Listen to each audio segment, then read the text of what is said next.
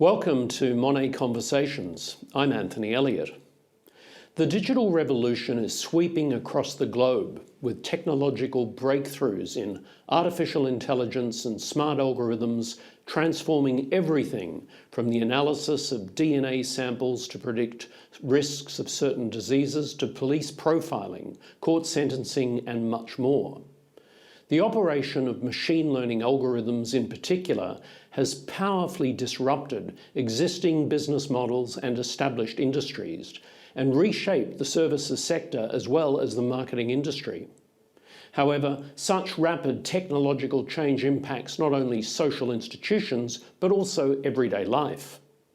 At the core of this world change, says the Italian philosopher Massimo Durante, who joins me on today's program, lies vast computational power, all of which is resulting in massive concentrations of wealth, unjust competitive advantages, and unequal power relations. Massimo Durante is Professor of Philosophy of Law and Legal Informatics at the University of Turin, and a founding member of the Artificial Intelligence for European Integration Jean Monnet Centre of Excellence.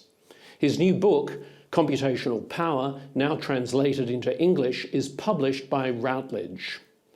Massimo Durante, thanks very much for joining us today on Monnet Conversations. Thank you. Thank you for inviting me. It is a pleasure to be here and to be able to talk with you. The digital revolution, what exactly is it and what's it doing to us, both as individuals and societies? I think that the digital revolution has a very big and deep impact both on our reality and on us. And I think that we need to consider the digital revolution from a multidisciplinary perspective because it affects from an ontological point of view, the fabric of our own reality, from an epistemological point of view, the way in which we perceive the reality, and from an hermeneutical point of view, it affects even language, the way in which we talk about the reality, the sum of questions that we ask and the sum of answers that we try to give about the issues that the digital revolution raises. So it affects from an ontological, hermeneutical, epistemological point of view, but not only. As a legal philosopher, I would like to stress that digital revolution affects reality and the all of us also from a practical point of view, because one of the salient features of our own time is the very fact that action is no longer only a human prerogative. In fact, we should talk in terms of artificial agency, and not only in terms of artificial intelligence. So the digital revolution is very much brought about by the technological convergence between artificial intelligence, understood in terms of artificial agency, data, the role of platform, and so we are confronted with this very strong impact that raise issues from two different perspectives: a normative perspective in terms of risk and opportunities, and an epistemological perspective in terms of the understanding and representation of our own time. So that's the reason why I think that the digital revolution has a very deep and big impacts, both on the reality and on our own life. And as a revolution, I would only add that this kind of revolution is a sort of everyday revolution that is deeply ingrained and rooted in our forms of life. So it is something that really affects our daily practices. Now, you've developed a very original approach to this. In your new book, you speak provocatively of computational power, claiming it's our era's new oil. How does computational power work, and how is it different to other forms of power? Yeah, I have been always interested in the notion of power and the rethinking of this notion in our age. So for me, computational power, broadly speaking, is the power to transform input into output, so to produce results. And this affects not only, as I said, the way in which we live, and the fabric of reality, but also his understanding.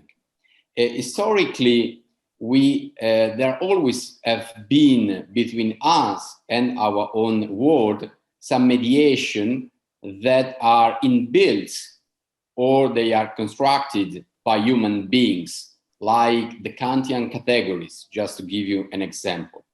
But during the time, we have also been able to construct mediation in terms of technologies that mediate our relationship with reality. Like, just to make a very simple example, like a blackboard or a spreadsheet. So nowadays, we can build digital technologies in terms of computational system that they can take decision and they can act based on their own representation of reality, based on their computational model. So that's where computational power becomes very much important, because computational power is exercised by trying to adapt not just the word, but also the representation of reality as to how computationally based technologies work. So my point is that we are building computational systems that are based on their own computational models, that is to say, representation of the reality, and we are trying to adapt the world to their own functioning. So at the end of the day, that is a power that reproduces itself by pushing us to adapt our own world and reality to their own functioning, because of the very fact that this computational system take efficient decision, behave in an efficient way, so they can achieve the result for which they are optimized. That's the reason why we are delegating very large number of decisions and tasks to this computational system. You undertook your doctoral studies, Massimo, in Paris at a fascinating time in French philosophy, a time in which figures such as Jean-François Lyotard, Jacques Derrida, Cornelius Castoriadis, Julia Kristeva, and Claude Lefort, among many others, re-dramatized the major global issues. How did this training influence you, and how do you think it eventually brought you to critique philosophically the digital revolution? It was quite long ago. It was almost 20 years ago. So I spent my PhD in Paris at Paris 4, Sorbonne, where I could study philosophy and mostly ethics, because as a young legal philosopher, for me, it was very much important to deal with the relationship between ethics and law. And so my decision was to start with studying a Jewish French philosopher, Emmanuel Levinas, and his theory of the otherness. But if I look back to that time and to my training in philosophy at that period of time, I can see the roots of some issues that still affect my own reasoning today. At that time, the question of the otherness was a way to understand about human subjectivity. And the idea that at that moment I developed, it is that the human self, the self, is something that is not a substance. It is an ongoing dynamic process, and it is constituted because each of us is subject to some transformation. So I was very much interested in understanding our own self as not the result of transformation, but as the experience of transformation. So the self is to some extent constituted by trying to give meaning to the factors that attempt to transform the self, the human self. And I can say that, at least for me, there are four main agents or factors of transformation. That is time, the relationship with the other, power, and technology. So now I can recognize that in the first part of my philosophical traineeship, I was very much interested in the two first agents of transformation, time and the relationship with the other. And nowadays, I am more interested with the 2 seconds factors of transformation, that is to say, power and technology, even if the four of them, they are very connected to each other. So even from that time to now, I can recognize the time and the other is still now very important. And I can see that even at that time, technology and power was very much concerned with the reflection on the relationship between the human subject and the other. What do you see as the biggest opportunities and also the biggest risks stemming from computational power today? Yeah, nowadays, especially in Europe, it is very common to understand the impact of digital revolution in terms of opportunities and risk, challenges. And so, apart from the most general and common understanding of the main risk that we are confronted with, I would like to emphasize some of them that maybe are a little bit less perceivable. So let me, in one way, rephrase the famous title of Milan Kundera's book and say that we are confronted with the unbearable lightness of being digital. What do I mean with this? In the book of Kundera, the unbearable lightness of being was brought about by the closeness of the opposites. And so I think that our digital era is also confronted with the closeness of opposites. On one way we delegate decision and task, as I said before, to computational system. And so we do this because we believe that it is efficient and efficacious and it can bring us opportunities. But this map of dependencies traces also the maps of our weaknesses and fragilities. So the opposite are very close to each other.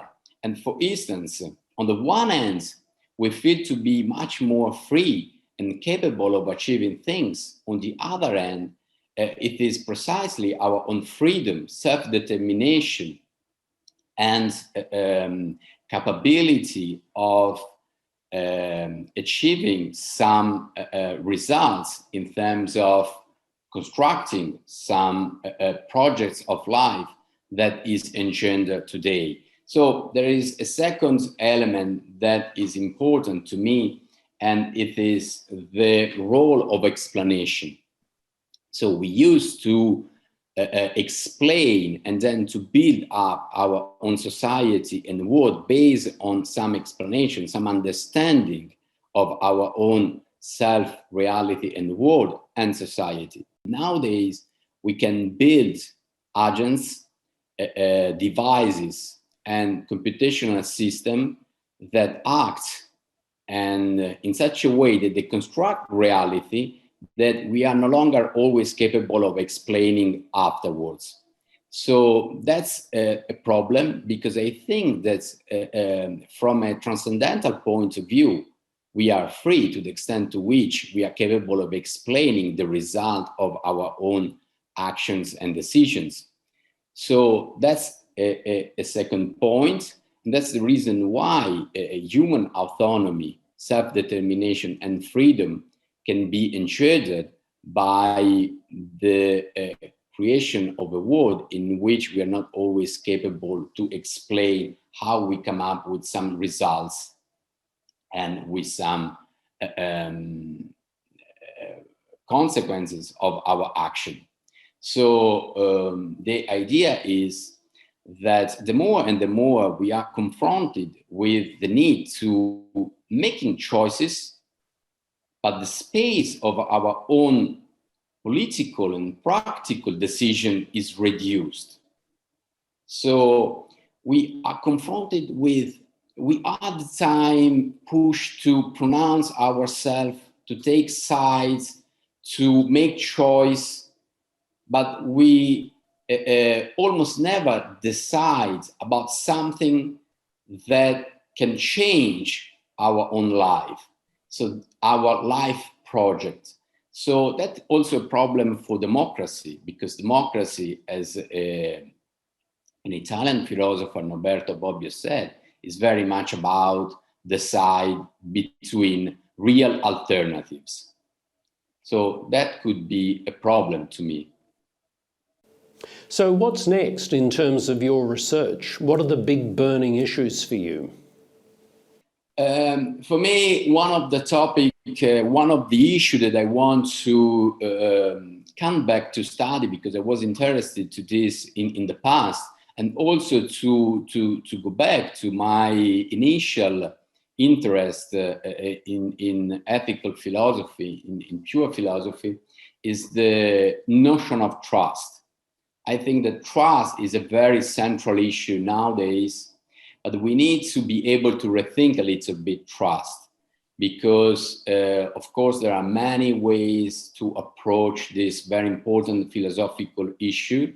But nowadays, the trust in the digital, the trust in the new society that we are building, it forces us to rethink the notion itself of trust. So we need to understand trust not only traditionally in terms of an intersubjective relationship between human beings, but we need to understand trust in more systemic terms that raise the question about how to understand ourselves when we are confronted with some risk areas that put into questions our core values. So that's a way to try to understand trust in more axiological terms that concern the way in which we engage ourselves with acting, behaving, and delegating decision and actions to artificial agents in our digital environment. Well, we look forward to reading about that. In the meantime, the current book is Computational Power, the Impact of ICT on Law, Society and Knowledge. It's published by Routledge and the author is Massimo Durante. Massimo Durante, thanks very much for joining us today on Monnet Conversations. Thank you very much to you for giving me this opportunity.